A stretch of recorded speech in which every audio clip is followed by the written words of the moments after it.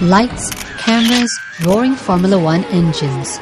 Singapore has enjoyed being in the spotlight for organising the world's first Formula One night race for 4 years. But behind the glitz and glamour were complaints arising from road closures to construct the street circuit in the heart of the city. Could the race have been better organised?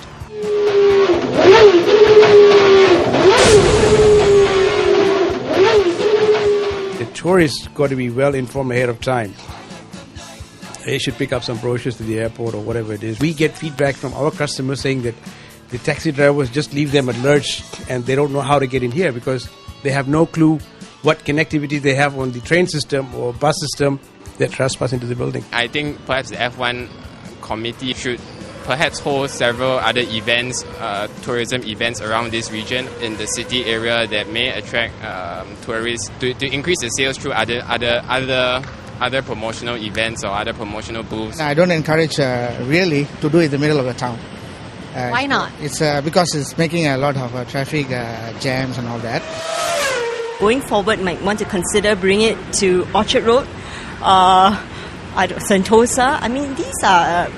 It's not. I think we need not just hold it in the Marina Bay area alone. So the inconvenience is not necessarily like stretched over a period of like 10 years. I think authorities again or organisers, F1 organisers have to they have to think how they want to engage our local Singaporeans and all that. I think currently, if I'm not mistaken, I think Singaporeans are very much into go-kart racing. So not quite F1, I mean, but close enough. I mean, it's still car racing and all that. So, you generate that kind of buzz, all right? And I think that's how you try to involve Singaporeans, actually. So sometimes some of these pre-event activities are not just activities that takes place 1-2 weeks or a few days before the F1 race itself, but it can actually take place like 6 months before.